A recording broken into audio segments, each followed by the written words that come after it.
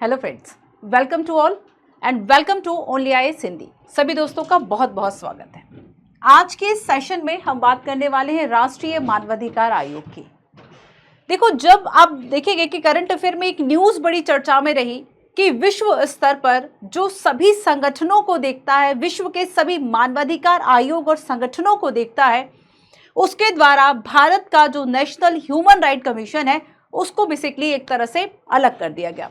क्या इसके रीजन रहे, या फिर आप इस तरह की न्यूज़ देखते हैं कि किसी एक आदिवासी या दलित की जब शिकायत या रिपोर्ट नहीं लिखी जाती है तब वह मानवाधिकार आयोग के पास जाता है और उसके लिए जो आयोग है वह कार्य करता है। लास्ट हमने नीति आयोग की बात की थी। जिन बच्चों ने चैप्टर नहीं देखा है देख लीजिएगा, 56 था। आज हम बात करने वाले हैं 57 की, और इस पे हम राष्ट्रीय मानवाधिकार आयोग की जो बात है वह करेंगे। जानेंगे कि अच्छा, राष्ट्रीय मानवाधिकार आयोग तो है कि राष्ट्रीय स्तर पर जो मानवाधिकारों की रक्षा कर रहा है वो एक आयोग है कि पूरे देश के संबंधित मामलों को देख रहा है। But what is human rights?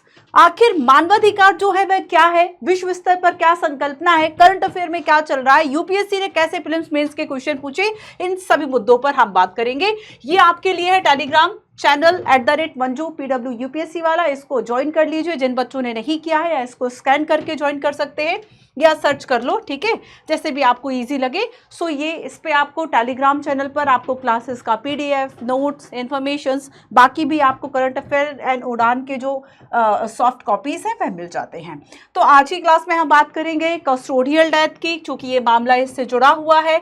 हम बात करेंगे राष्ट्रीय मानवाधिकार आयोग, इस चैप्टर में बात की गई स्थापना, संरचना, कार्य, कार्यप्रणाली, भूमिका और समस्याओं की। समस्याओं के संदर्भ में सुप्रीम कोर्ट ने भी हालिया कुछ निर्देश दिए हैं कि कैसे जो नेशनल ह्यूमन राइट कमीशन है वह अपनी कमजोरियों को दूर करे, ताकि लोगों की एक जो एक्सपेक्टेशंस है कि हमें मानवाधिकार मिलेंगे, उनकी रक्षा होगी। एक आयोग पूरा डेडिकेटेड है इसके लिए, वह ठीक तरीके से वर्क कर सके इसके लिए, है ना। संगठन की वेबसाइट के बारे में जानेंगे, देखेंगे कि अभी हमारे वर्तमान में जो अध्यक्ष है वह कौन है, श्री न्यायमूर्ति अरुण कुमार मिश्रा। अरुण कुमार मिश्रा जो है वह अभी अध्यक्ष हैं, ठीक है। तो हम जानेंगे एक रिपोर्ट के बारे में भी कि जो आयोग है वह रिपोर्ट कैसे सौंपता है, क्या क्या उस रिपोर्ट में लिखता है, किसको ये रिपोर्ट सौंपता है। कुछ हम पहलों की बात करेंगे जो NHRC के द्वारा की गई। व्हाट इज ह्यूमन राइट से हम स्टार्ट करेंगे, एंड ह्यूमन राइट जो universal declaration of human right जिसको 2023 में 75 वर्ष पूरे हो गए, उसके अंतर्गत जो 30 आर्टिकल्स है वह क्या है उसको हम समझेंगे। और हम बात करेंगे जो ग्लोबल अलायंस है of national human right institution, इसके द्वारा राष्ट्रीय मानवाधिकार आयोग की मान्यता को क्यों रद्द कर दिया गया, इन सभी मुद्दों पर बात करेंगे। मेंस में क्वेश्चन यूपीएससी ने पूछा था, ये प्रश्न 2021 का है। प्रश्न पूछा गया था, यद्यपि मानवाधिकार आयोगों ने भारत में मानवाधिकारों की सुरक्षा में बहुत योगदान दिया, फिर भी वे शक्तिशाली लोगों के खिलाफ खुद को स्थापित करने में विफल रहे हैं, और उनकी संरचनात्मक और व्यवहारिक सीमाएं जो है वह क्या है, और उपचारात्मक जो उपाय है वह भी सुझाइए। तो प्रॉब्लम आप बता दें, उसकी भूमिका को बताते हुए आपने प्रॉब्लम बता दी, और प्रॉब्लम के बाद आपने क्या बता दिया कि आखिर हमें उसका जो सोल्यूशन है वह क्या करना है, ठीक है। तो ये 2021 का क्वेश्चन है। 2018 में क्वेश्चन आया था कि समाज के कमजोर वर्गों के लिए विभिन्न आयोगों की बहुलता है, बहुलता से अतिव्यापी क्षेत्र अधिकार और कार्यों के दोहराव की समस्या पैदा हो गई है। एक ही कार्य को 10 लोग कर रहे हैं, एक ही कार्य को 10 आयोग कर रहे हैं। अच्छा है ना, एक आयोग करता, एक डेडिकेटेड आयोग होता तो हम क्या करें, हम मर्ज कर दें तो कैसा रहेगा ये सुझाव, बस वही बात इसमें कही गई। तो संरचना की बात करेंगे, एक संशोधन करंट अफेयर में काफ़ी चर्चा में था, किताब में चर्चा नहीं की गई, हम करेंगे लेकिन, है ना। मानवाधिकार आयोग संशोधन विधेयक 2019 और इसके कुछ इंपॉर्टेंट एस्पेक्ट्स, इसके इंपॉर्टेंट कॉन्सेप्ट्स को हम कार्यों की बात करेंगे। देखो, ये जो आयोग है वह स्वतः संज्ञान भी लेता, सुमोटो लेता है। अगर उसे ज़रूरत पड़ती है कि इसमें हस्तक्षेप करने की जरूरत है तो वह न्यायालय के में लंबित, अगर ह्यूमन राइट से संबंधित कोई मुकदमा है तो उसमें भी हस्तक्षेप जो है वह कर देता है। हम कई तरह के कार्यक्रमों की बात करेंगे, समस्याओं की बात करेंगे, और यूपीएससी ने जो क्वेश्चन पूछे उन क्वेश्चंस पर हम बात करेंगे, ठीक है। चलिए, सो मामला हम शुरू करते हैं कस्टोडियल डेथ से। What is custodial death? What is custody? Custodial death के पहले कस्टडी तो समझ लो, करंट अफेयर से आ सकता है क्वेश्चन कि अगर हम यहाँ पर कस्टडी की बात करें तो कस्टडी दो तरीके से होती है। यहाँ पे भी यूपीएससी ने क्वेश्चन पूछा था। एक होती है न्यायिक हिरासत, एक होती है पुलिस कस्टडी। एक होती है न्यायिक हिरासत और एक होती है पुलिस कस्टडी। न्यायिक हिरासत जिसमें कि जो न्यायाधीश है, जज है, वह हिरासत के लिए कहता है और ऐसी हिरासत में पुलिस अपने आप जो पूछताछ है वह नहीं कर सकती, न्यायालय के आदेश के द्वारा ही पूछताछ कर सकती है। पुलिस हिरासत मतलब पुलिस अपराध के बाद अपराधी को लेकर आई है, वहां गिरफ्तार कर लिया और आराम से जब चाहे तब पूछताछ कर रही है। तो यहाँ पर ये दो तरीके की कस्टडी का मतलब होता है किसी को अपनी संरक्षा में लेना। पर वर्तमान में क्या था, वर्तमान में जो कई रिपोर्ट्स आई उसमें ये पाया गया कि कस्टोडियल डेथ हो रही है। एक मामला शायद महाराष्ट्र पुलिस का था और उसमें देखा गया कि एक जो आदिवासी माइनर गर्ल थी, 18 के अंदर उसकी एज थी, और जब वह पुलिस थाने में जाती है अपनी रिपोर्ट को दर्ज कराने के लिए, उसके साथ जब दुर्व्यवहार होता है उस संदर्भ में वह रिपोर्ट दर्ज कराने गई थी और पुलिस कर्मियों के द्वारा बलात्कार का शिकार हो गई। ऐसी घटनाएं। एक फर्जी एनकाउंटर मामला हुआ था, मुझे अधिकारी का नाम याद नहीं आ रहा। पहली बार ऐसा हुआ कि वो मुंबई पुलिस का था, फर्जी एनकाउंटर मामले में शायद प्रदीप करके कोई ऑफिसर थे, उन्हें आजीवन कारावास सुना दिया था क्योंकि ये प्रूफ हो चुका था कि फर्जी एनकाउंटर का मामला था। तो ऐसे में देखो, ह्यूमन राइट्स जो लोगों के मानवाधिकार हैं, अगर उन्हें कस्टोडियल डेथ हो रही है मतलब कस्टडी में है और डेथ हो जा रही है, मारने पीटने से डेथ हो रही है, कई तरीकों से डेथ हो रही है, प्रत्यक्ष अप्रत्यक्ष रूप से कस्टडी में अगर डेथ हो रही है, तब ऐसे में क्या होगा कि जो मानवाधिकार आयोग है वह संज्ञान लेगा। मानवाधिकार आयोग उसकी जांच करता है। जब तिहाड़ जेल में जिस जगह पर हम कहें जो जेल है उसमें अगर 30 कैदियों के रुकने की जगह एक कमरे की बात करें कि मान लीजिए ये कमरा जो अगर 10 बाय 10 का है, इस एक कमरे में यहाँ पर शायद 7-8 लोग ठीक तरीके से बैठ सकें जो प्रॉपर स्पेस के साथ, और इस कमरे में अगर आप 70 कैदियों को रखेंगे तब डेफिनेटली उनके मानवाधिकारों का हनन है। ऐसे मुद्दों को मानवाधिकार आयोग उठाता है। तो हाल ही में देखो, सुप्रीम कोर्ट ने कहा कि जो कस्टोडियल डेथ के मामले हैं उसमें आरोपी पुलिस कर्मियों की जो जमानत याचिका है उससे निपटने के दौरान कठोर दृष्टिकोण अपनाने की जरूरत है। और कस्टोडियल डेथ के बारे में जो नेशनल ह्यूमन राइट कमीशन है, अब ये क्या है, इसकी संरचना, वो सारी चीजें बाद में, पहले आपके दिमाग में इस बात को जाना चाहिए कि वर्तमान में क्या चल रहा है। और वर्तमान में हम इस आयोग को कई जगह पढ़ चुके, बट हमारा ध्यान उस पर नहीं गया कि ये एक ऐसा सांविधिक आयोग है, संवैधानिक नहीं कहा मैंने, ध्यान रखना, सांविधिक है, एक स्टैट्यूटरी आयोग हम इसको कहेंगे, क्योंकि एक संसद ने 1993 में एक एक्ट बनाया था। एक्ट कौन सा था? मानवाधिकार संरक्षण अधिनियम। और उस एक्ट के द्वारा इस बॉडी को स्टैब्लिश किया गया था कि प्रॉपर ह्यूमन राइट्स के जो भी मुकदमे हैं, जो भी मामले हैं, उन सभी को ये देखेगा, है ना। सो 1993 में जो एनएचआरसी है उसने सभी जिला मजिस्ट्रेट और पुलिस अधीक्षकों को हिरासत के मौत की घटनाओं की रिपोर्ट करने का निर्देश दिया। 24 घंटे के भीतर ये जो काम है वह किया जाना चाहिए, है ना। 24 घंटे के अंतर्गत अगर कहीं कस्टडी में जो मामला है वह आया है, कस्टडी में अगर कहीं मौत हुई है, तब ऐसी रिपोर्ट को 24 घंटे के अंतर्गत जो मामला है उसको बताया जाए, है ना। सो ये देखो, जैसे कि हाल ही में कुछ मामले आए थे कि यूपी पुलिस के जो डीजीपी है उन्होंने कस्टोडियल डेथ को रोकने के लिए दिशा निर्देश दिए। तमिलनाडु में कस्टोडियल डेथ को लेकर एक पुलिस इंस्पेक्टर को, सब इंस्पेक्टर जो है उसको हटाया गया, निलंबित किया गया। ठीक है, सूरत में एक सब इंस्पेक्टर पर हिरासत में यातना देकर हत्या के प्रयास का जो मामला है वह दर्ज किया गया।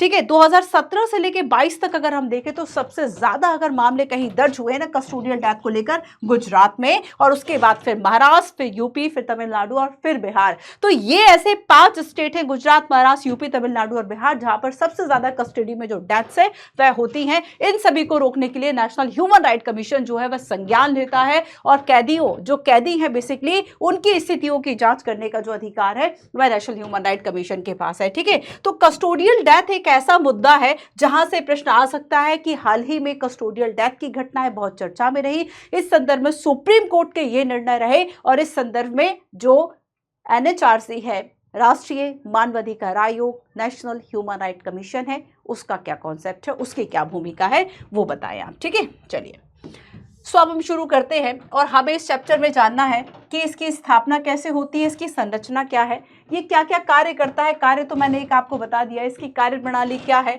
इसकी भूमिकाएं क्या है और समस्याएं क्या हैं, हमें इन सभी बातों को समझना है। ठीक है, जब हम राष्ट्रीय मानवाधिकार आयोग की वेबसाइट को देखेंगे, राष्ट्रीय मानवाधिकार आयोग की अगर आप वेबसाइट को देखेंगे तो आपको ये सबसे पहले जो पेज है, होम पेज है, वह खुल जाता है। और जब हम इसके अबाउट अस के बारे में पढ़ेंगे, इसके संगठन के बारे में पढ़ेंगे, तो सबसे पहली जो जानकारी आपको मिलती है कि राष्ट्रीय मानवाधिकार आयोग का जो गठन है वह 12 अक्टूबर 1993 को हुआ था। और आयोग का जो गठन है, मानवाधिकार संरक्षण एक संशोधन अधिनियम 2006 आया था और 6 के हिसाब से जो गठन है, ठीक है, मतलब इसको भी इसमें देखा गया था। राष्ट्रीय मानवाधिकार आयोग का गठन पेरिस सिद्धांतों के अनुरूप है। एंड व्हाट इज पेरिस सिद्धांत, हम इस पर भी आएंगे। पेरिस सिद्धांत का मतलब क्या है? पेरिस में आपने मानवाधिकारों की सार्वभौमिक जो घोषणा सुनी वह पेरिस में होती है, सो उसको कह दिया पेरिस सिद्धांत, है ना। तो उसके अनुरूप है, मतलब वहां पे विश्व स्तर पर मानवाधिकारों के संरक्षण करने की जो बात है वह कही जा रही है। और यहां पर हम जो बात है वह राष्ट्र के संदर्भ में कर रहे हैं, ठीक है। तो हम ये सारी चीजें समझो, उसके पहले हम जानते हैं कि आखिर व्हाट आर ह्यूमन राइट, ठीक है, कि आखिर जो ह्यूमन राइट्स है वह क्या है। ह्यूमन राइट मानव को मिलने वाले अधिकार, इसके लिए कोई शर्त नहीं होती। हम मानव हैं, यही सबसे बड़ी बात है। शर्त रहित होंगे, ऐसा नहीं है कि मुझे स्वतंत्रता का जो अधिकार है वह किसी शर्त के साथ मिला है। मैं ह्यूमन बीइंग हूं, आप ह्यूमन बीइंग है ना। कुछ अधिकार तेरा है तो कुछ अधिकार मेरा है, बस वही कॉन्सेप्ट आपको याद रखना है कि सबके अपने अपने अधिकार होते हैं और कोई किसी का अधिकार नहीं छीन सकता। तो ह्यूमन राइट्स जो है वह क्या है कि एक मनुष्य को डिग्निटी से जीने में हेल्प करते हैं। ह्यूमन राइट्स का इंपॉर्टेंट क्यों है? तो ह्यूमन राइट्स वो हैं जो किसी व्यक्ति की डिग्निटी को बचाते हैं। ह्यूमन राइट क्या बात कर रहे हैं? किसी की गरिमा को बचा रहे हैं। इसके अलावा ह्यूमन राइट का मैसेज क्या है? आप मानव को मानव होने के नाते जो अधिकार मिलने चाहिए, बस वही ह्यूमन राइट है। सबसे अच्छी लाइन है, मानव को मानव होने के नाते, मानव को मानव होने के नाते जो अधिकार मिलते हैं, जो अधिकार है वही ह्यूमन राइट है और इसकी कोई शर्त नहीं होती। आपने मनुष्य के रूप में जन्म लिया है, इसलिए आपका अधिकार है, ठीक है। सो देखो, human right are inherent to us all regardless of nationality. आप किस राष्ट्र के हैं डजंट मैटर, ठीक है। आपका जेंडर क्या है, मेल फीमेल डजंट मैटर। आपका नेशनल एथनिक ओरिजिन क्या है, कलर क्या है, रिलीजन क्या है, लैंग्वेज क्या है और आपका बाकी स्टेटस क्या है, इससे कोई मैटर ही नहीं करता। हम सब ह्यूमन बीइंग है, हमारे कुछ अधिकार होंगे, है ना। सो यहां पर क्या है कि बेसिकली अगर हम मानवाधिकारों की बात करेंगे तो देखो, जिस समय जो universal declaration of human right है, मतलब मानवाधिकारों की एक सार्वभौम घोषणा को लेकर विश्व स्तर पर एक अंतर्राष्ट्रीय प्रयास किया गया, एक अंतर्राष्ट्रीय जो सम्मेलन बनाया गया, ठीक है। अंतर्राष्ट्रीय एक सम्मेलन हुआ जिसको कि हम पेरिस सिद्धांत के नाम से भी जानते हैं। जिस दिन वह लागू हुआ उस दिन 10 दिसंबर को हम ह्यूमन राइट डे भी मनाते हैं। Human right day, human right day, ठीक है। और देखो कि जो यूनिवर्सल डिक्लेरेशन है ह्यूमन राइट का, इसको 75 वर्ष जो है वह पूरे हो चुके हैं 2023 में। 2023 में 75 वर्ष जो है वह पूरे हो चुके हैं। और 2023 की अगर हम थीम की बात करें कि आखिर क्या इसका विषय था, सो इसका विषय था freedom, equality and justice for all. Freedom, equality, freedom, equality and justice for all. ये करंट अफेयर भी हो गया आपका कि इस बार अगर हम 10 दिसंबर की बात करें, ह्यूमन राइट डे की बात करें, तो इस दिन क्या इसकी थीम रखी गई थी? तो स्वतंत्रता, समानता और न्याय। ये किसके लिए? सभी के लिए, है ना। ये न्याय सभी के लिए। तो देखो, मानवाधिकारों की अगर हम बात करें आखिर है क्या, तो मानवाधिकार एक नियंत्रण रखते हैं। मानवाधिकार क्या करते हैं? समाज पे नियंत्रण रखते हैं। और समाज पे नियंत्रण कैसा होता है कि एक व्यक्ति का दूसरे व्यक्ति के प्रति कुछ दायित्व बनता है। सरकार का लोगों के प्रति, तो लोगों का सरकार के प्रति भी कुछ दायित्व बनता है। मानवाधिकार वे अधिकार जो हमें मानव होने के नाते मिले हैं सशर्त नहीं है, शर्त रहित हैं, है ना।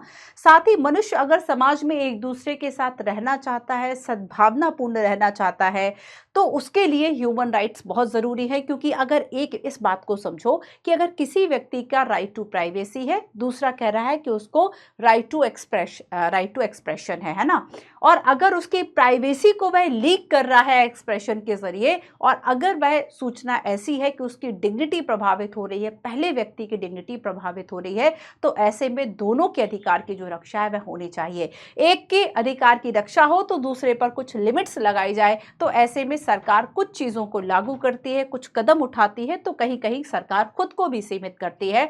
जैसे कि हम कॉन्स्टिट्यूशन में अगर हम देखें तो हमारे पास ह्यूमन राइट्स भी है, हमारे पास कॉन्स्टिट्यूशन के पार्ट 3 में फंडामेंटल राइट है, तो जो पार्ट 4 है उस पार्ट 4 में क्या है, डीपीएसपी है ना, कुछ कल्याणकारी कार्य सरकार कर रही है, पॉजिटिव एस्पेक्ट्स है कुछ। तो यहाँ पर क्या है कि बेसिकली ह्यूमन राइट जो है वह सरकारों को कुछ करने के लिए बाध्य करता है। सरकारों को क्या करेगा, प्रमोट करेगा राइट्स को, और क्या करेगी सरकार, सरकार को कुछ करने हेतु, सरकार को कुछ करने हेतु बाध्य करता है, तो कुछ करने से भी रोकता है। क्या करने से, भाई ऐसे नियम मत बनाओ कि लोगों की स्वतंत्रता न्याय प्रभावित हो गलत तरीके से। तो कुछ करने को बाध्य करता है, तो कुछ करने से रोकता है, कुछ करने से रोकता है। ठीक है, ये क्या है, ये हमारे ह्यूमन राइट्स हैं। सो प्रत्येक व्यक्ति के पास ये ह्यूमन राइट्स है, मनुष्य की गरिमा को ये पहचानता है और रक्षा करता है। जैसे कि देखो universal declaration of human right, जिसकी 2030 में अगर हम देखें तो 75th जो एनिवर्सरी है, 75वीं जो वर्षगांठ है वह मनाई गई। ठीक है, आर्टिकल 1 क्या कहता है, all human being are born free and equal in dignity and right. हम सभी जो मनुष्य है वह कैसे है, स्वतंत्र है, सभी इक्वल है, सभी की डिग्निटी है, सभी के पास अधिकार है। आर्टिकल 2 की अगर हम बात करें, ये क्या कह रहा है, everyone is equal regardless of race, colour, sex, language, religion, politics and where they were born, no distinctions shall made on the basis of political, jurisdictional and international status of the country or territory to which a person belong। तो यहाँ पर कोई person अगर मान लीजिए कि वह इस देश से बिलोंग करता है, कोई यूएस से बिलोंग कर रहा है, यूरोप या ब्रिटेन की किसी जगह से अगर वह बिलोंग कर रहा है, तो हम ये नहीं कह सकते कि उसके अधिकार जो है वह ज्यादा है। याद करो व्हाइट मैन बर्डनशिप को, कि अगर कोई इस नस्ल का पैदा हुआ है, कोई व्हाइट है और बस इसलिए उसके पास ज्यादा अधिकार है, दूसरे का शोषण का अधिकार है। तो यहाँ पर क्या कहता है आर्टिकल 2 कि यहाँ पर सभी इक्वल है, डजंट मैटर कि क्या रेस है, क्या कलर है, क्या जेंडर है। ठीक है, आर्टिकल 3 कहता है कि everyone has the equal to life, liberty and security of person. Article 4 कुछ बातों को कहता है, 5, 6, 7, 8, 9, 10 और यहाँ पर 30 आर्टिकल्स हैं इसमें, है ना। आर्टिकल 30 क्या कहता है, nobody can take away these right and freedom from us. कोई भी व्यक्ति ऐसा नहीं है जो हमसे इन अधिकारों को वापस छीन सके।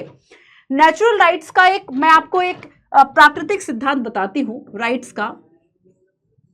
आपको याद होगा जब हमने एनसीईआरटी में पढ़ा था अधिकारों के बारे में, तो हमने जाना था कि अधिकार वे दावे हैं, वे युक्त दावे हैं, एक रीजनेबल आपके दावे हैं, रीजनेबल क्लेम्स हैं, जो सरकार भी मान ले और समाज भी मान ले, लॉ से भी सैंक्शन हो जाए, समाज से भी मान्यता मिल जाए, वही अधिकार। तो अधिकार क्या है, एक रीजनेबल क्लेम है, मतलब आप हर एक चीज जो आप चाहे आप उसको अधिकार नहीं कह सकते। आपको किसी व्यक्ति को मारना है या आप समाज में आप सांप्रदायिक हिंसा फैला दें, आप उसको अपना अधिकार नहीं कह सकते, है ना। तो यहां पर जो राइट्स है बेसिकली वह क्या है, एक औचित्यपूर्ण दावा है, यह अधिकारों की परिभाषा है।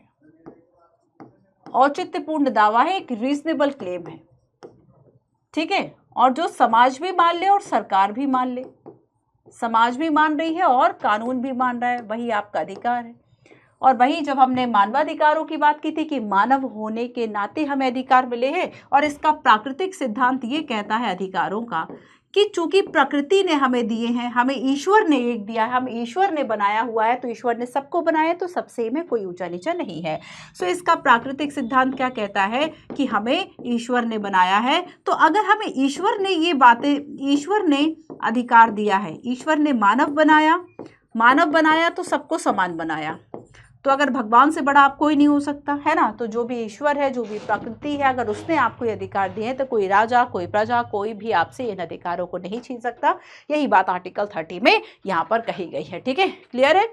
अब देखो, जैसे कि आर्टिकल 22 इसका कहता है सोशल सिक्योरिटी है सभी के पास, है ना, सोशल सिक्योरिटी है। और आर्टिकल 20 इसका कहता है कि यूनिवर्सल डिक्लेरेशन का, इंडिया में नहीं, इंडिया में आप जब कॉन्स्टिट्यूशन की बात करेंगे तो हमें पीसफुल असेंबल होने की बात आर्टिकल 19 में मिली है, यहाँ पे 20 में कहा गया है। ठीक है, कि हमें पीसफुली जो है वह असेंबल और एसोसिएशन का अधिकार है। तो ये सारी बातें हैं, आपको समझ में आया राइट्स के बारे में। अब हम चलते हैं कि अब आप राइट्स को तो समझ गए, बट अब नेशनल ह्यूमन राइट कमीशन के बारे में हम चर्चा करेंगे। आप राइट्स को समझ गए ना कि राइट्स क्या है। अब अगर मैं आपको बता दूं कि भारत में एक ऐसा आयोग है, तो आप आसानी से समझ पाएंगे, है ना, राइट्स को प्रोटेक्ट करने के लिए नेशनल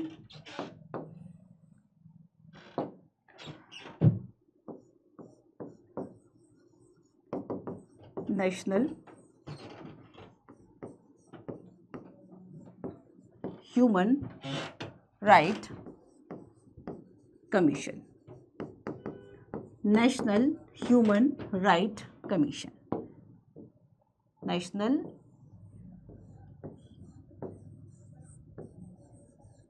ठीक है, राष्ट्रीय मानवाधिकार आयोग। अब देखो, तो जो बेसिकली राष्ट्रीय मानवाधिकार आयोग है, इसकी स्थापना कब की गई थी और क्यों की गई थी। हम जब इसके नेचर की बात करेंगे, ठीक है, अगर हम इसके नेचर की बात करेंगे तो इसकी प्रकृति कैसी है, स्थापना कैसे होती है। स्थापना होती है ये एक सांविधिक निकाय है, सांविधिक या वैधानिक, सांविधिक या वैधानिक निकाय है। कौन सा निकाय है, स्टैट्यूटरी है, स्टैट्यूटरी निकाय है, वैधानिक निकाय है। और ऐसे वैधानिक निकाय वे होते हैं जो कि संसद के द्वारा अधिनियम बनाकर उनको शक्तियां दी जाती हैं, वही यहां पर वैधानिक निकाय है। तो संसद ने अधिनियम पारित किया, संसद द्वारा पारित अधिनियम, अधिनियम का नाम बताओ। संसद द्वारा पारित अधिनियम के द्वारा, एक्ट के द्वारा, है ना। और अधिनियम कौन सा था, मानवाधिकार संरक्षण अधिनियम, मानवाधिकार संरक्षण करना, बचाना, संरक्षित करना। मानवाधिकार संरक्षण अधिनियम कब आया था, सो सन लिख लो, 1993 में। तो मानवाधिकार संरक्षण अधिनियम 1993 आया, और इसी के तहत मानवाधिकारों की रक्षा के लिए, हमारे ह्यूमन राइट्स के प्रोटेक्शन के लिए एनएचआरसी है। क्यों है, ये मानवाधिकारों का एक प्रहरी है। हमारे संविधान में जो हमें अधिकार दिए गए हैं वो हमें मिल रहे हैं, नहीं मिल रहे हैं, उसको देखने के लिए है एक आयोग। तो मानवाधिकारों का प्रहरी है, क्या है, प्रहरी है, मानवाधिकारों का संरक्षक है। तो ये नेशनल ह्यूमन राइट कमीशन की एक बड़ी ही इंपॉर्टेंट भूमिका है। तो यहाँ पे मानवाधिकार के जो मुद्दे हैं, इसका मेन उद्देश्य क्या था, इसके अंतर्गत एनएचआरसी को स्थापित किया गया।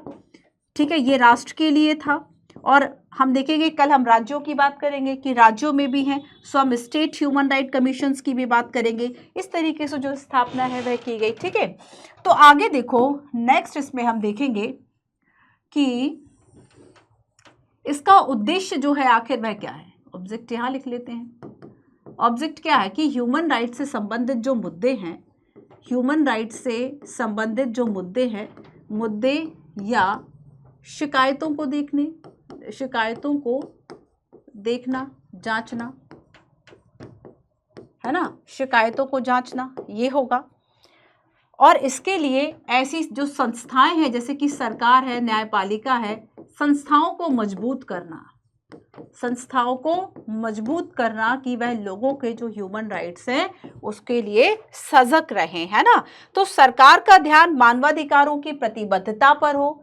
सरकार का जो ध्यान है, सरकार का ध्यान मानवाधिकारों की जगह, मैं हर जगह भी HR लिख रही हूँ, मतलब ह्यूमन राइट, है ना, समझ जाना। सरकार का ध्यान मानवाधिकार संबंधित मुद्दों पर केंद्रित करना, संबंधित मुद्दों पर केंद्रित करना, ये इंपॉर्टेंट है, ठीक है, क्लियर है। तो नेशनल ह्यूमन राइट कमीशन क्या कर रहा है, ये इसका काम होगा कि जो भी इस तरह के मुद्दे हैं बेसिकली उन सभी को ये देखेगा, मानवाधिकारों के एक प्रहरी के रूप में बेसिकली ये जो काम है वह करेगा, ठीक है, क्लियर है, क्लियर है इतना। चलो अब आगे हम बात करेंगे कि यहाँ पर इसकी जो संरचना है वह क्या है, मतलब इसमें कौन कौन होगा, अध्यक्ष सदस्य कौन होगा, किन की नियुक्ति की जाएगी। हम इसके कार्य व भूमिका की बात करेंगे कि कार्य व भूमिका क्या है और इसकी जो समस्याएं हैं वह क्या है, ठीक है। कुछ कार्य, कुछ भूमिका, कुछ समस्याओं की हम बात करेंगे, क्लियर। चलिए नेक्स्ट चलते हैं।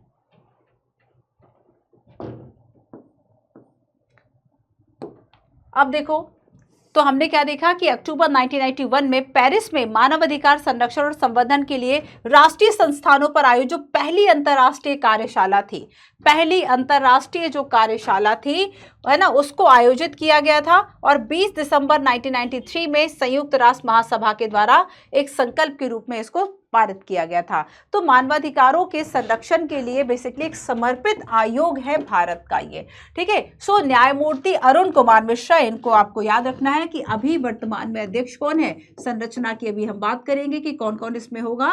वर्तमान में अध्यक्ष कौन है, अरुण कुमार मिश्रा। बाकी सदस्यों को और इन सबको जानो ना जानो, ये मैंडेटरी है कि जो भी इंपॉर्टेंट संवैधानिक और संवैधानिक आयोग है उनके बारे में जानो, ठीक है। अब मैं आपको 2016-17 में नेशनल ह्यूमन राइट कमीशन के द्वारा एक रिपोर्ट पब्लिश की गई थी, मैं उस रिपोर्ट के कुछ डेटा आपको बताती हूँ, ठीक है। नेशनल ह्यूमन राइट कमीशन एक रिपोर्ट लेकर आया था, मैं आपको वो रिपोर्ट के बारे में बताती हूँ। देखो जरा ये रिपोर्ट जो है वह आखिर है क्या, रिपोर्ट को जरा देखते हैं, ठीक है। देखो जैसे कि ये केवल विषय वस्तु है कि किस संदर्भ में जो रिपोर्ट है वह आई, ये 16-17 की है। सो फर्स्ट इसमें लिखा है कि राष्ट्रीय मानवाधिकार आयोग जो है इसके संगठन कार्य क्या है, मतलब ये तीसरा अध्याय था, पहले में परिचय, दूसरे में मुख्य बिंदु था, चौथे में था नागरिक व राजनीतिक अधिकार, जिसमें कहा आतंकवाद और उग्रवाद से लोगों के जो अधिकार है वे प्रभावित होते हैं, तो उसके कारणों की जांच करना और उपाय सुझाना, सलाह देना सरकार को, केंद्र व राज्य सरकार को, ये इसका काम है। इसके लिए क्या करता है, रिपोर्ट को प्रस्तुत करता है ना। तो ये रिपोर्ट को क्या राष्ट्रपति को सौंपेगा, ये रिपोर्ट को किसे सौंपेगा, तो केंद्र को देगा, केंद्र के संदर्भ में, और राज्यों को, राज्य विधानमंडल के संदर्भ में जो रिपोर्ट होंगे उन्हें राज्यों के विधानमंडल को सौंप रहा है। आतंकवाद, उग्रवाद, हिंसा में, हिरासत में हिंसा, वही अभी कस्टोडियल जो हमने बात की कि कस्टडी में अगर रखा जा रहा है और किसी व्यक्ति के साथ दुर्व्यवहार किया जा रहा है तो ये उसके मानवाधिकारों का उल्लंघन है, नैतिकता का उल्लंघन है ना, ठीक है। हिरासत में मौत, देखो न्यायिक हिरासत, पुलिस थाना केंद्रीय फरीदाबाद हरियाणा की हिरासत में दिनांक इतने को अभियुक्त जो मदन था 23 वर्षीय, उसकी मौत हो गई, ठीक है। तो यहाँ पर क्या है कि एक रिपोर्ट दी, रिपोर्ट में इस बात का उल्लेख किया था कि यहाँ पे ये जो मामला है वह हुआ था और हिरासत में मौत यहाँ पर हुई थी। केंद्रीय जेल कोटा राजस्थान में न्यायिक हिरासत में राजू उर्फ राजेंद्र प्रसाद विचाराधीन जो कैदी था, मतलब मामला इस पर अभी चल रहा था, विचाराधीन कैदी था, मामला अपराध सिद्ध नहीं हुआ था, विचाराधीन कैदी की मौत, ठीक है। भोनगिर आंध्र प्रदेश की उपजेल में न्यायिक हिरासत में विचाराधीन कैदी की मौत, यहाँ पर आंध्रा की बात की गई। अब देखो इसके अलावा एक और मामला है जिसमें ये कहा कि चूंकि चिकित्सा नहीं मिली, चिकित्सा और देखरेख नहीं मिली, इसलिए बीमारी से एक जो कैदी है उसकी मौत हो गई, ठीक है। तो यहाँ पर ये इस तरह के मामले हैं, ये इस तरह के जो मामले हैं, जो रिपोर्ट है वह सौंपता है, इस तरह के मामलों को देखता है, ठीक है। चलिए तो देखो, तो अब हम संरचना की बात करते हैं। देखो तो ये जो संरचना मैं आपको बता रही हूँ, जो मानवाधिकार संशोधन जो विधेयक था, ठीक है, 2019, उसके बाद से सरकार ने इसमें क्या क्या संशोधन किए उसके हिसाब से हम पढ़ रहे हैं कि आखिर जो संरचना है वह क्या है। सबसे पहले तो याद रखो कि ये जो संरचना है इसकी वह कैसी है, मल्टी मेंबर बॉडी है, बहुसदस्यीय आयोग है, मल्टी मेंबर बॉडी है, बहुसदस्यीय है। अब इसमें सदस्य कौन कौन से होंगे, बहुसदस्यीय निकाय है। 3 तरह के इसमें लोग होंगे, जैसे कि सबसे पहले हम बात करेंगे कि इसमें एक अध्यक्ष होंगे, 5 अन्य सदस्यों की बात करेंगे और 7 हम यहाँ पर पदेन सदस्यों की बात करेंगे। ठीक है, तो यहाँ पर जब हम अध्यक्ष की बात करेंगे, एक अध्यक्ष होगा। ठीक है, अध्यक्ष की नियुक्ति कौन करेंगे, राष्ट्रपति नियुक्त करेंगे। ठीक है, इसके अलावा पूर्णकालिक सदस्य होंगे, पूर्णकालिक सदस्य, और इनकी संख्या कितनी होगी, 5 सदस्य होंगे और एक अध्यक्ष होगा। 5 सदस्य होंगे, एक अध्यक्ष होगा, और इसके बाद इसके अलावा कुछ एक्स ऑफिशियो या पदेन सदस्य होंगे। ठीक है, अब देखो जब हम अध्यक्ष आखिर कौन होगा, तो आपको पता होना चाहिए कि जब मानवाधिकार संरक्षण संशोधन अधिनियम 2019 है, उसके पहले तक एक प्रावधान था कि यहाँ पर जो एनएचआरसी का जो अध्यक्ष होगा वह केवल सीजेआई होगा, जो कि सेवानिवृत्त हो चुका है। अब लेकिन उससे एक प्रॉब्लम बार बार सामने आ रही थी कि उच्चतम न्यायालय का जो सीजेआई है वह केवल एक है ना, बहुत कम है, बहुत। तो तब ऐसे में यहाँ पर इस बात की संभावना बढ़ जाती थी कि ये पद जो है वह खाली रह रहा है या फिर हमें ज्यादा ऑप्शन नहीं मिल रहे हैं अध्यक्ष बनाने के लिए। तब ऐसे में क्या किया गया कि एक संशोधन किया गया, और उस संशोधन के बाद वर्तमान में अगर हम देखें तो अध्यक्ष कौन बन सकता है, तो जो सुप्रीम कोर्ट है, सुप्रीम कोर्ट का सेवानिवृत्त जो रिटायर हो चुका है, सेवानिवृत्त जो सीजेआई है, मुख्य न्यायाधीश है, या अन्य न्यायाधीश या जो अन्य जज हैं, इनको भी अध्यक्ष बनाया जा सकता है। तो अब ये जो एक प्रतिबंध था वह खत्म हो गया कि केवल जो सीजेआई रिटायर है वही होगा। तो एक कोई सेवानिवृत्त मुख्य न्यायाधीश या इसके अलावा जो अन्य न्यायाधीश है वह इसमें अध्यक्ष होंगे। ठीक है, अध्यक्ष और सदस्यों की बात करेंगे तो अभी हम इनकी नियुक्ति के बारे में जानेंगे। नियुक्ति कौन करेंगे, नियुक्ति का जो काम है वह राष्ट्रपति के द्वारा किया जाएगा। पर राष्ट्रपति ऐसा कैसे करेंगे, तो एक समिति बनाएंगे, उसकी भी चर्चा हम करेंगे। राष्ट्रपति के द्वारा इनको नियुक्त किया जाएगा। ठीक है, अब देखो जो 5 पूर्णकालिक सदस्य होंगे, इसमें एक जो सदस्य है न्यायाधीश है, ये कहाँ का होगा, सुप्रीम कोर्ट का जज होगा। ठीक है, एक अन्य जो सदस्य होगा, मतलब दूसरा जो सदस्य होगा वह कहाँ का होगा, हाई कोर्ट का जज होगा, हाई कोर्ट का न्यायाधीश होगा।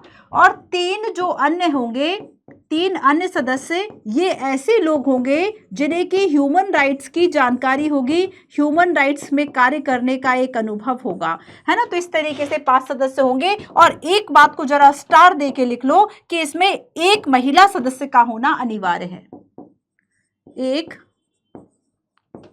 महिला सदस्य का होना, एक महिला सदस्य का होना अनिवार्य है। क्लियर, एक महिला सदस्य का होना अनिवार्य है। अब जरा ये देखो कि जब हम बात करेंगे कि कुछ ऐसे सदस्य होंगे जो कि पदेन सदस्य होंगे, उनमें कौन कौन आएगा, मतलब जो ऑलरेडी कहीं ना कहीं किसी जगह पर है, वो इसमें मेंबर कौन कौन से शामिल होंगे।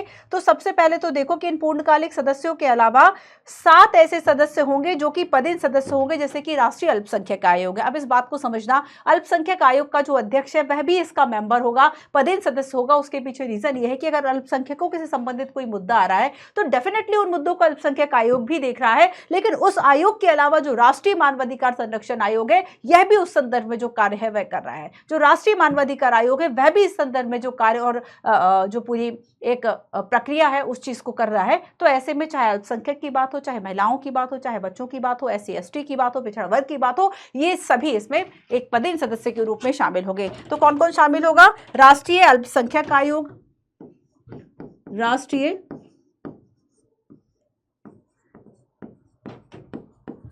अल्पसंख्यक आयोग,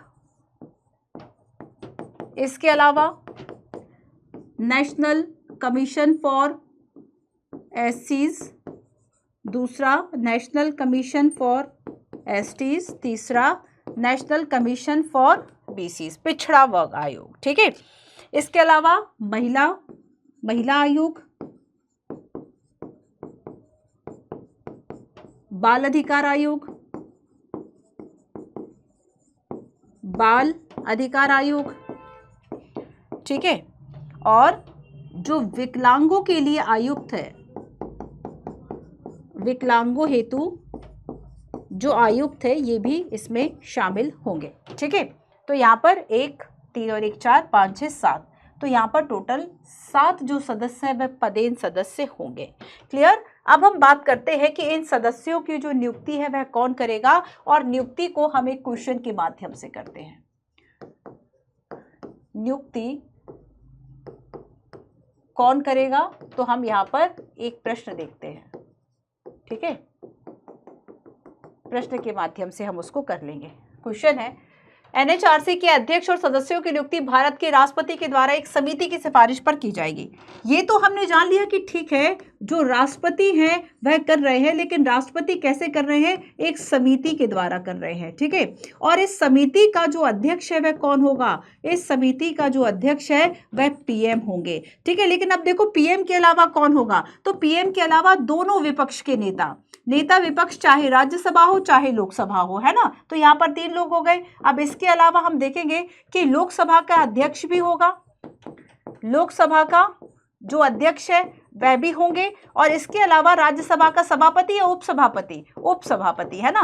तो जो उपसभापति हैं राज्यसभा के, ये भी इसमें शामिल होंगे। अब एक और व्यक्ति बच गया, और ये कौन है, गृह राज्य मंत्री, है ना। जो ये मंत्री हैं ये भी इसमें शामिल होंगे। तो यहाँ पर देखो कि हम, अच्छा केंद्रीय गृह मंत्री होंगे, नॉट गृह राज्य मंत्री, यहाँ पर जो केंद्रीय गृह मंत्री है वो होंगे, ठीक है।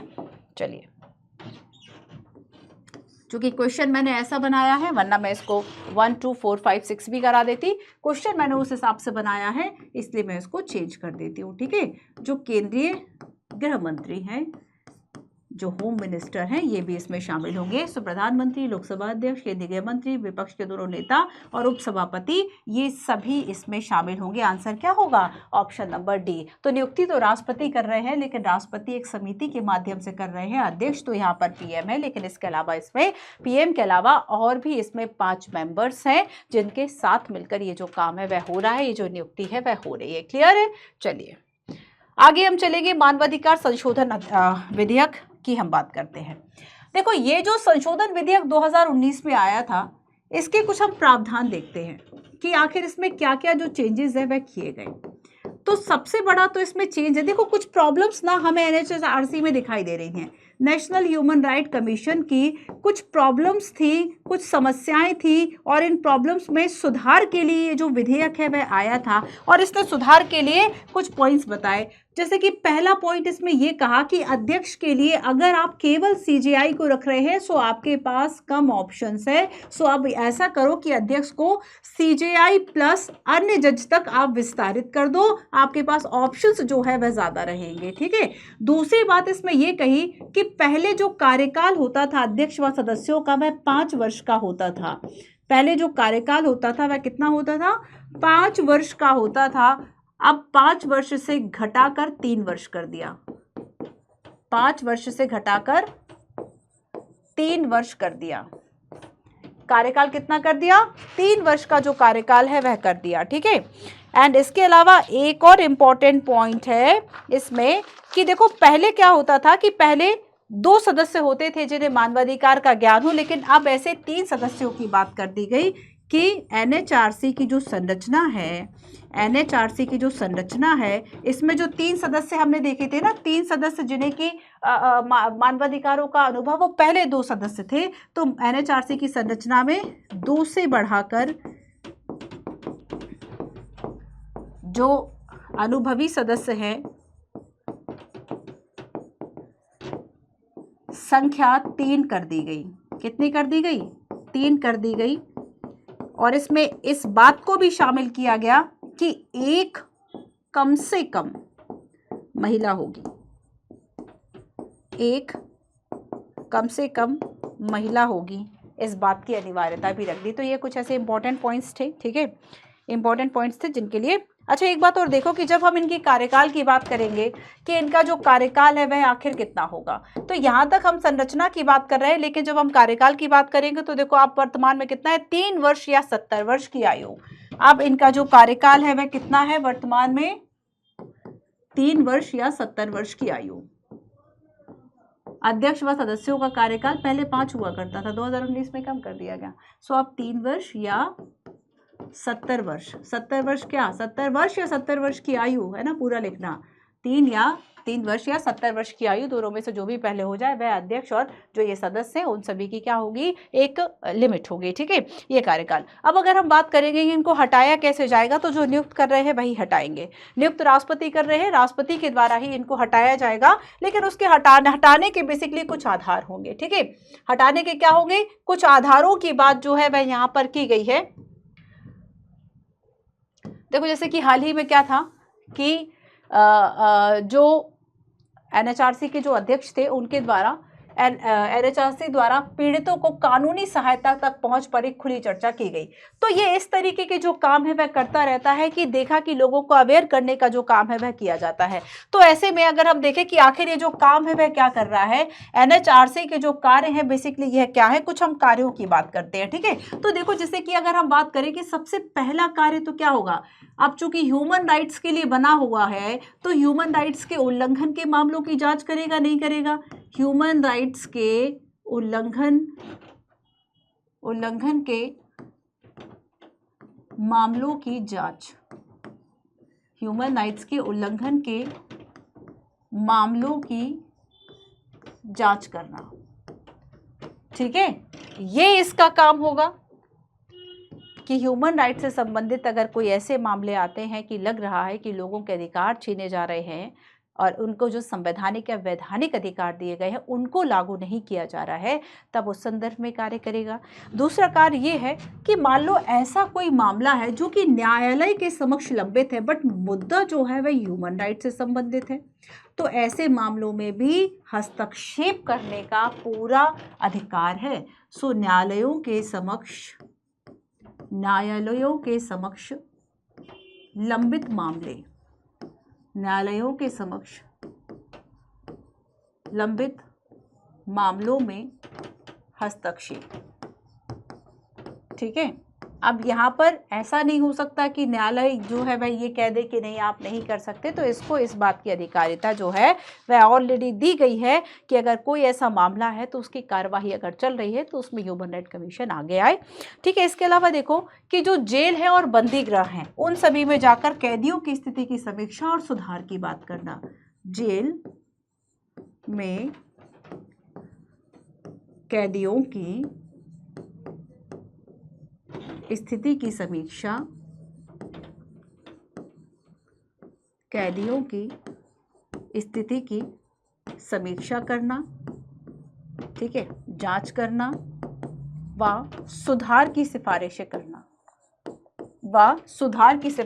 जैसे कि मैंने अभी आपको 15-16 की रिपोर्ट दिखाई, उसमें क्या देखा कि गुजरात है, मुंबई है, इन सभी जगह पर कुछ ऐसे जो कैदी हैं चाहे चिकित्सा नहीं मिली या फिर उपचार नहीं मिला और इस संदर्भ में उनकी जो मौत है वह हो गई। तो यहाँ पर ये जो रिपोर्ट मामले हैं वो सारे मामले एनएचआरसी जो है वो इकट्ठा करता रहता है, ठीक है। इसके बाद देखो कि अगर हम ये देखें कि ह्यूमन राइट की रक्षा के लिए जो क्या काम है वह चल रहा है, तो ह्यूमन राइट की रक्षा हेतु इसको हम यही कर लेते हैं ना, उल्लंघन हो गया। इसके अलावा चाहे हम फंडामेंटल राइट्स की बात करें, ठीक है, संविधान में जो मामला दिया गया है, संविधान ने जो अधिकार दिए, प्लस जो हमारे लीगल राइट्स हैं, जो हमारे विधिक अधिकार हैं, जो हमारे लीगल राइट्स है, विधिक अधिकार है, इनकी रक्षा करना, क्या ये लागू हो रहे हैं नहीं हो रहे हैं, इनका कार्यान्वयन कैसे हो रहा है, उस बात की समीक्षा करना, ये भी इसका काम होगा, ठीक है। इसके अलावा देखो कि आतंकवाद सहित वो सभी कारण जांचना, आतंकवाद और भी इससे जैसे कि और भी कई घटनाएं हैं उसको जांचना, आतंकवाद के कारणों व ह्यूमन राइट की जांच, ठीक है, ह्यूमन राइट प्रभावित होते हैं ना, और इसके अलावा जो सुधार हो सकता है उसकी सिफारिशें करना, ये काम हो गया, ठीक है। इसके अलावा देखो क्या ये स्वतः संज्ञान ले सकता है, तो कई मामलों में NHRC के द्वारा स्वतः संज्ञान लिया जाता है, मतलब खुद से आगे बढ़कर काम करना है ना। खुद से मान लीजिए कोई ऐसा मामला है कि वह सोशल मीडिया है, प्रकाश में आ गया मामला कि कहीं रिपोर्ट नहीं दर्ज की गई, और वहाँ पर जैसे कि आप देखेंगे कि एक जो पश्चिम बंगाल का मामला है संदेश खाली वाला, और वहाँ पर उस मामले में क्या हुआ था कि अल्पसंख्यक आयोग भी गया था, क्योंकि वहाँ पे और अनुसूचित जनजाति आयोग भी गया हुआ था, और यहाँ पे जो महिला आयोग है वह भी गया हुआ था, साथ में ही नेशनल ह्यूमन राइट कमीशन भी गया हुआ था वहाँ की जांच रिपोर्ट और सिफारिशों के लिए कि यहाँ पे जो प्रॉब्लम है वह क्या हुई थी। एक्चुअली वहाँ हुआ ये था कि जो वहाँ की आदिवासी महिलाएं थी उनके साथ जो गलत व्यवहार है वह किया था वहाँ के जो सत्ता में रहे एक व्यक्ति के द्वारा, है ना। और क्या हुआ था कि उनको बेसिकली जो वहाँ की सरकार थी, जो हम कहेंगे कि सत्ता में सरकार थी, उसके खिलाफ जब वोट दिया गया उनको प्रताड़ित किया गया, और इन्हीं मामलों की जांच के लिए कि सब आयोग गए हुए थे। अब सब आयोग गए हैं, सब ने अपनी अपनी रिपोर्ट बताई। अब एक आयोग दूसरे पे हो सकता है कि इस बात को डाल दे कि चलो वो रिपोर्ट्स और वो चीज़ों को आगे बढ़ाएगा, और ऐसे में हो सकता है किसी ने कार्यवाही ना की हो, और इसी संदर्भ में यूपीएससी के द्वारा ये जो क्वेश्चंस है ना वो पूछे जाते हैं कि क्या अभी हमें आवश्यकता है इस बात की कि समाज के, अब देखो समाज के कमजोर वर्गों के लिए विभिन्न आयोगों की बहुलता बहुत ज़्यादा हो गई। नेशनल कमीशन फॉर, अब देखना एक महिला था, मान लीजिए एक जो फीमेल है, ठीक है, मणिपुर की हिंसा याद है, तो इसके खिलाफ हिंसा होती है। अब वहाँ पे कौन कौन जाएगा? नेशनल कमीशन ह्यूमन राइट, ठीक है, महिला आयोग भी जा रहा है, ठीक है, यहाँ पर महिला आयोग जाएगा। अगर आदिवासियों से संबंधित है नेशनल कमीशन ऑफ SCs या STs, है ना, तो एक से ज़्यादा आयोग गए हैं यहाँ पर। सो यहाँ पर जो आयोगों की बहुलता हो गई है ना, अतिव्यापी क्षेत्र अधिकार, अतिव्यापी ओवरलैप क्या करना, एक के अधिकार जो है वह दूसरे ले रहा है। इस तरीके से एक अतिव्यापिता मतलब ओवरलैपिंग जो ये हो रही है ना, इससे क्या हो रहा है कि कार्य के दोहराव की समस्या जो है वह पैदा हो रही है। क्या सभी आयोगों को एक छत्र मानवाधिकार आयोग, ऑब्वियस सी बात है कि मानवाधिकार आयोग हम एक बना दें और उसके अंतर्गत जो बाकी आयोगों हैं हम अलग अलग विंग बना दें और वो जो काम है वह करते रहे। ऐसा भी तो पॉसिबल है कि जब कार्य हो कि चलो मानवाधिकार तो सभी के हैं, सभी वर्गों के, अब हर एक वर्ग के लिए अलग अलग आयोग बना हुआ है, तो यहाँ से कार्यों के लिए दोहराव जो है वह पैदा हो गया है। और इन दोहरावों से बचने के लिए हमें एक ऐसा अम्ब्रेला ऑर्गेनाइजेशन चाहिए। अपने बस इसी बात को आपको सिद्ध करना था, ठीक है। तो आप बता सकते हैं कि वर्तमान में ऐसा हुआ और ये जो है वैसे होना चाहिए, ठीक है। अब देखो नेक्स्ट है, हमने जाना कि आतंकवाद और उसके जो कारण है उनकी समीक्षा करना मानवाधिकारों का उल्लंघन होता है, इसलिए इसमें सुधार के जो उपाय है, बचाव के जो उपाय है वह देना। अब देखो इसके अलावा हमने बात की कि universal declaration of human right है जिसके 75 वर्ष अगर हो गए, ठीक है, तो हमने 10 दिसंबर को 2023 को जो 75वीं वर्षगांठ हुई उसकी हमने थीम की ये बात की कि सभी को जस्टिस, इक्वालिटी, फ्रीडम होनी चाहिए। तो यहाँ पर क्या है कि इस तरह के जो अंतर्राष्ट्रीय संधियाँ हैं, जो दस्तावेज हैं, उनका अध्ययन करना और उनको प्रभाव में लाना, ठीक है। अंतर्राष्ट्रीय संधियाँ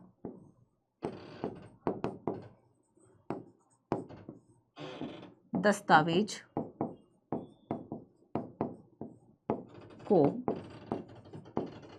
प्रभाव या लागू करना। इसके अलावा कौन कौन से मामले देखेगा, जैसे कि हमने देखा पुलिस कस्टडी में लोगों की मौत हो रही है, ठीक है, पुलिस कस्टडी में हिंसा, यातना व मौतें हो रही हैं, तो इसको क्या करेगा, ह्यूमन राइट देखेगा, ये कार्य होगा। इसके अलावा लोगों को जागरूक करने का इसका कार्य होगा, है ना, जागरूक करने का काम होगा, ह्यूमन राइट का प्रचार प्रसार करना, लोगों को परिचित कराना कि हम सभी जो है वह समान है, सबको जो है वह अधिकार है ना। जेलों की स्थिति, सांप्रदायिक हिंसा के मामलों को देखना, SCs, STs, OBCs, महिलाएं, ठीक है, इनसे संबंधित जो मुद्दे हैं इन मुद्दों को देखना, जांचना, ये सारे जो कार्य है वह कौन करेगा, ये सारे कार्य ह्यूमन राइट कमीशन के होंगे, national commission for human right के होंगे, ठीक है। इसके अलावा मानवाधिकारों में शोध, प्रचार प्रसार करना, ठीक है। लोक सेवकों की लापरवाही से, जो सिविल सर्वेंट हैं, अगर लोक सेवकों की लापरवाही से किसी व्यक्ति के मानवाधिकारों का उल्लंघन हुआ है तो इसको दंड देने का जो काम है, ठीक है, लोक सेवकों की लापरवाही से ह्यूमन राइट के उल्लंघन के मामलों की जांच, ठीक है। तो यहाँ पर हमने सबसे फर्स्ट बात की कि ह्यूमन राइट के जो उल्लंघन के मामले हैं, है ना, इसको लेकर, और संविधान में हमारे जो फंडामेंटल राइट है, विधिक अधिकार है, इसको लेकर। दूसरी बात हमने देखी कि न्यायालयों के समक्ष जो भी लंबित मुकदमे हैं उस पर हस्तक्षेप करने का अधिकार है। तीसरी बात हमने इसमें देखी कि जेल में बंद जो कैदी हैं, कैदियों की स्थिति की समीक्षा, और वही कैदियों अगर जो है वह हिंसा, यातना या मौतें हो रही, कस्टोडियल डेथ हो रही है, उसको देखना। फिर हमने जाना नेक्स्ट कि आतंकवाद के जो कारण हैं और इन कारणों से मानवाधिकारों का जो उल्लंघन हो रहा है उसकी जाँच करना। फिर हमने जाना कि नेक्स्ट जो है वह अंतर्राष्ट्रीय संधि या दस्तावेज है, इनको प्रभाव लागू करना, ये जो काम है इसका होगा, ठीक है। अब देखो, अगर हम इसकी कार्य प्रणाली की बात करें तो इसकी जो कार्य प्रणाली है आखिर वह कैसे होगी। ये तो हमने कार्यों की बात कर ली है ना, इसकी कार्य प्रणाली आखिर कैसे होगी वो भी हम देख लेते हैं। काम करने का स्टाइल क्या होगा, कार्य प्रणाली। सबसे पहले तो देखो कि जब ये मानवाधिकारों का उल्लंघन की जो जांच है वह कर रहा है किसी भी मामले में, तब इसके पास किस तरह की शक्तियां होंगी। तो ये एक सिविल कोर्ट की पावर होती है, इसके पास सिविल कोर्ट की पावर है ना। वो सभी शक्तियां होंगी जो न्यायिक शक्तियां भी इवन सिविल कोर्ट के पास होंगी उस तरीके से।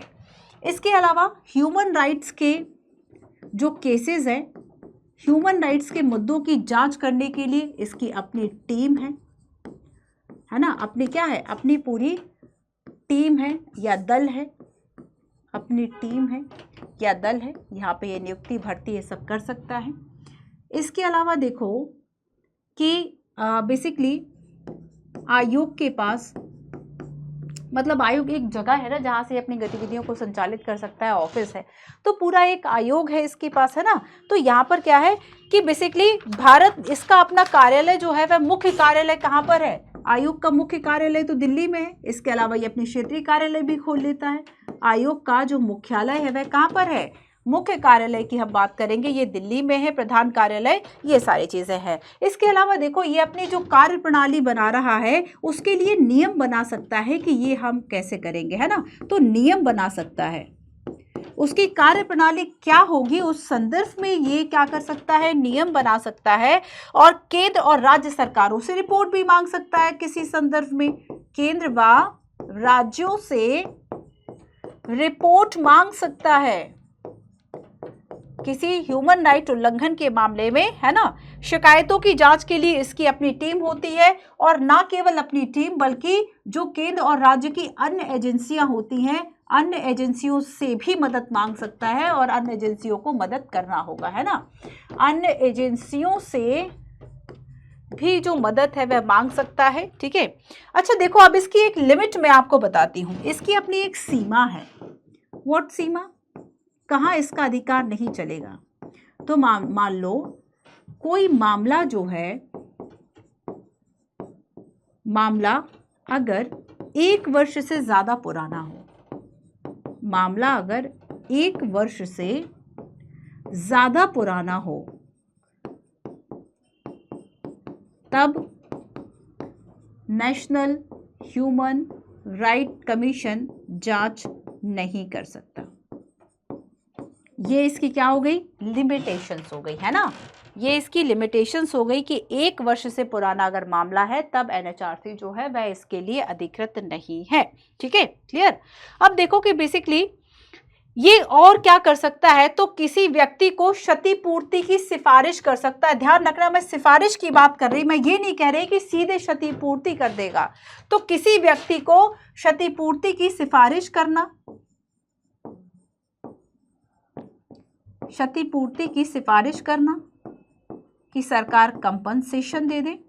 इसके अलावा जो दोषी व्यक्ति है उसको दंड की सिफारिश करना, दोषी व्यक्ति को सजा रिकमेंड करना, सजा की क्या करना, सिफारिश कर देना, सिफारिश शब्द को ध्यान रखना, मैं एक्ट की बात नहीं कर रही हूँ। नेक्स्ट है कि जो पीड़ित है ना, उस पीड़ित को अंतरिम राहत पहुंचाने की सिफारिश, पीड़ित को अंतरिम राहत की सिफारिश,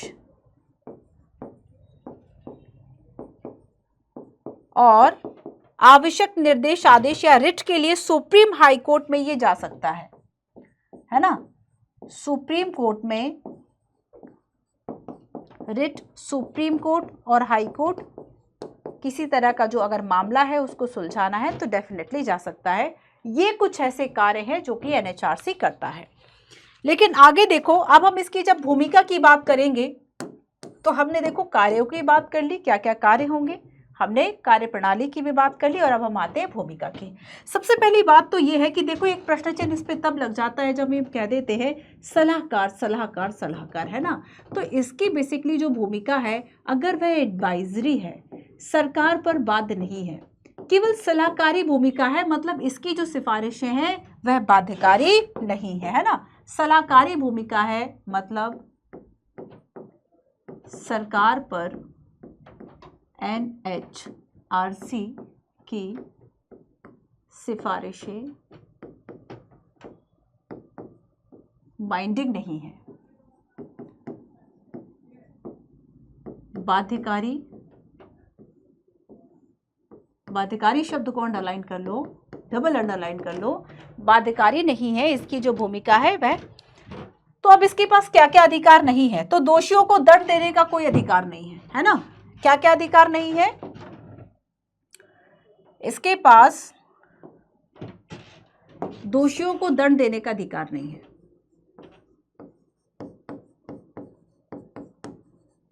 सिफारिश बस कर रहा है ना, दंड देने का अधिकार कहां पर है? दोषियों को दंड देने का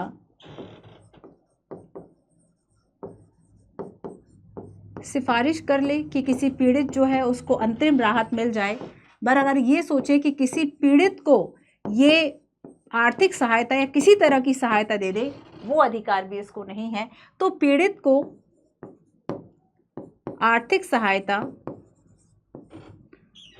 आर्थिक सहायता या क्षतिपूर्ति नहीं दे सकता, सिफारिश कर सकता है, बट अगर बात आ जाए कि क्या ये इसके पास ये अधिकार है कि ये क्षतिपूर्ति दे दे, तो ये पॉसिबल नहीं है। ठीक है, तो देखो हमने देखा कि अच्छा एक बात और कि सरकार पर जो सिफारिश है वह बाध्यकारी नहीं है, लेकिन इसमें एक और पॉइंट है जो आपको याद रखना है कि बाध्यकारी भले नहीं है, पर सरकार इनकी सिफारिशों पर क्या कर रही है उसके लिए आपको विद इन 1 मंथ जो है वह सूचना देनी होगी।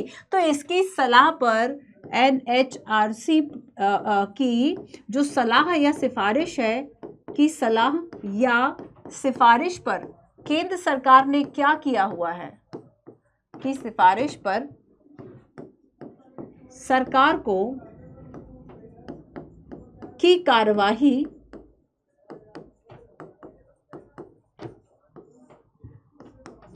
कार्यवाही के बारे में 1 महीने के भीतर, ध्यान रखना 1 मंथ है इसकी लिमिट, 1 मंथ, 1 माह के बारे में 1 माह के भीतर सूचना देनी होगी, सूचित करना होगा कि उसने इस तरह का जो कदम है वह उठाया है।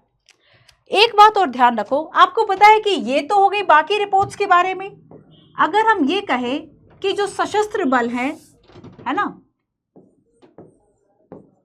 अगर सशस्त्र बलों पर कोई रिपोर्ट या सिफारिश अगर एनएचआरसी देता है, सशस्त्र बलों पर एनएचआरसी की रिपोर्ट पर सरकार, अब देखो टाइम देखना, सरकार को 3 मंथ्स 3 माह के भीतर सूचना देनी होगी। टाइम बढ़ गया नहीं बढ़ गया? 3 माह के भीतर जो सरकार है वह सूचित करेगी। तो यहाँ पर 1 मंथ था बाकी मामलों में, लेकिन अगर यही मामला सशस्त्र बलों को लेकर हो कि सशस्त्र बलों के बारे में कोई जो कार्यवाही है या कोई सिफारिश या कोई रिपोर्ट इस तरह की अगर नेशनल ह्यूमन राइट कमीशन के द्वारा सौंपी गई है, तब केंद्र सरकार क्या इस पर कार्यवाही करे, तो विद इन 3 मंथ्स आपको बताना होगा। तो यहाँ पर यह कहा जाता है कि भले ही सलाहकारी जो है वह भूमिका है, भले ही बाध्यकारी भूमिका नहीं है, लेकिन फिर भी केंद्र और राज्य सरकार बहुत ही ऐसा मुश्किल होता है कि इसकी सारी सिफारिशों को नकार दे। तो यहाँ पर नेशनल ह्यूमन राइट कमीशन के कुछ सदस्यों के द्वारा यह अनुभूति की गई, यह माना गया कि सरकार सिफारिशें भले बाध्यकारी नहीं है पर सरकार नकारती नहीं है, सरकार इन बातों को मानती है। ये बात यहाँ पर कही गई है ना। तो ये जो इसकी भूमिका है वह शक्तिहीन हम नहीं कह सकते कि जो एनएचआरसी है वह शक्तिहीन है, इसके कुछ जो ये सिफारिश या रिपोर्ट देती है इस पर कार्रवाई नहीं होती, हम ऐसा नहीं कह सकते। ठीक है, तो आयोग अपनी रिपोर्ट केंद्र व राज्यों को भेजता है। ये भी आप बात लिख लीजिए कि ये जो आयोग है राष्ट्रपति को नहीं सौंप रहा है, आयोग अपनी रिपोर्ट केंद्र व राज्यों को भेजता है। ठीक है, तो सरकार पूरी तरह से सिफारिशों को नकार नहीं सकती, सरकार पूरी तरह से सिफारिशों को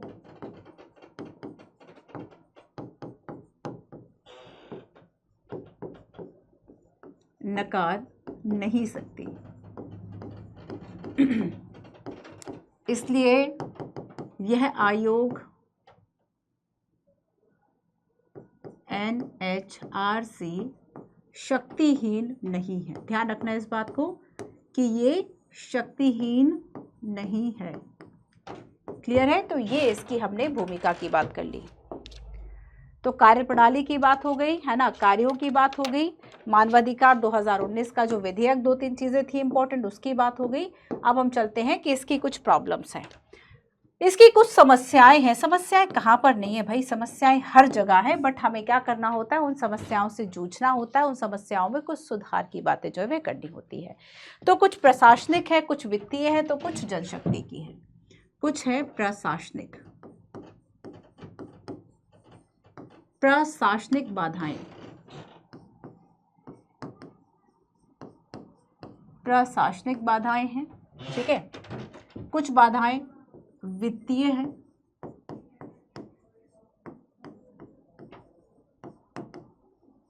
और कुछ है जनशक्ति की कमी। पूरा उतना मैन पावर नहीं है। अब लाख शिकायतें आ गई तो आपके पास कर्मचारी तो होने चाहिए ना। जनशक्ति कम होना, लोग कम होना, ये 3 तरह की बाधाएं हो गई। अच्छा, प्रशासनिक बाधाओं में क्या आएगा? प्रशासनिक बाधाओं में आता है कि आपके पास इंफ्रास्ट्रक्चर है या नहीं। इंफ्रास्ट्रक्चर, ठीक है, या आप लिख लीजिए बुनियादी सुविधाएं। केवल इंफ्रास्ट्रक्चर भी लिख सकते हैं, है ना। बुनियादी सुविधाएं मतलब आयोग के पास अपना एक स्पेस जहां से बैठकर वह गतिविधियों को चलाए। तो गतिविधियों को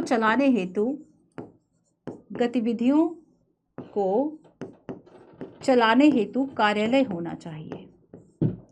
गतिविधियों को चलाने हेतु कार्यालय हो, है ना।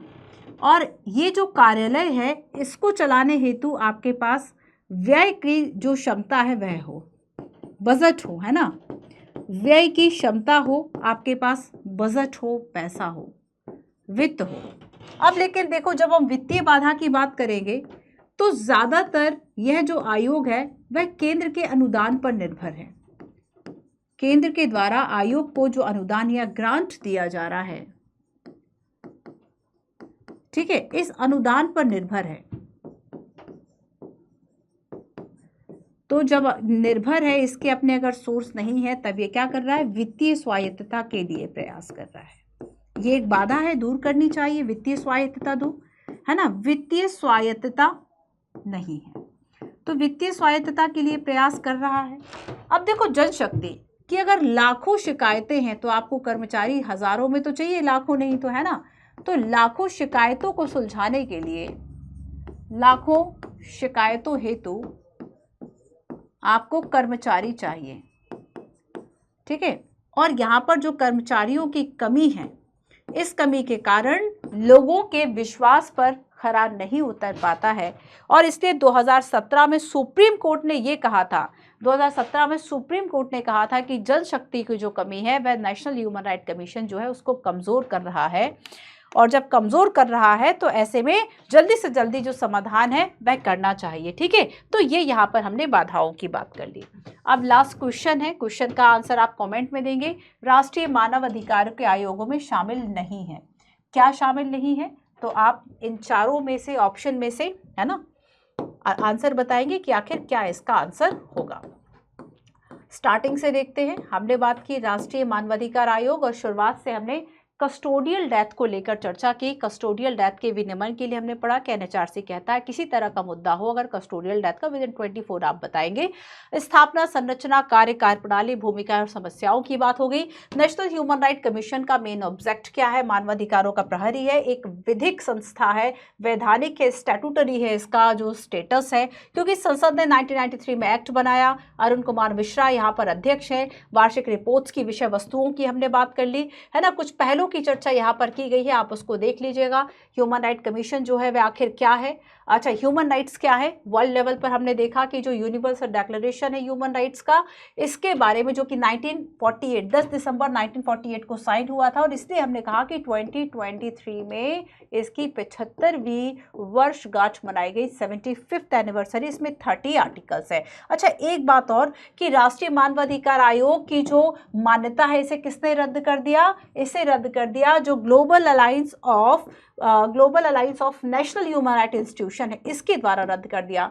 मेंस के क्वेश्चंस को लिखने की आप कोशिश करना। दोनों क्वेश्चंस पर हमारी बात हो चुकी, मैंने आपको बता दिया कि आपको इसमें क्या क्या लिखना है। हम सदस्यों की बात कर चुके कि मल्टी मेंबर बॉडी है, एक अध्यक्ष 5 सदस्य होंगे, कुछ पदेन सदस्य भी होंगे, ठीक है। मानवाधिकार संशोधन में 3 इंपॉर्टेंट पॉइंट्स की बात की कि अध्यक्ष सीजेआई के अलावा भी अन्य जज बन सकता है, कार्यकाल 5 से घटाकर 3 वर्ष किया, और संरचना को 2 सदस्य जो पहले होते थे उन अनुभवी सदस्यों की संख्या 3 कर दी और 1 महिला का होना आवश्यक है। कार्यों की बात हमने यहाँ पर कर ली, कार्य प्रणाली की बात हो गई, भूमिका एडवाइजरी है, लेकिन हम ये नहीं कह सकते कि शक्तिहीन है एनएचआरसी, है ना, और समस्याओं की जो बात है वह भी हो गई। तो ये था हमारा आज का सेशन। नेक्स्ट सेशन में बच्चों हम बात करेंगे राज्य मानवाधिकार आयोगों की। Thank you so much.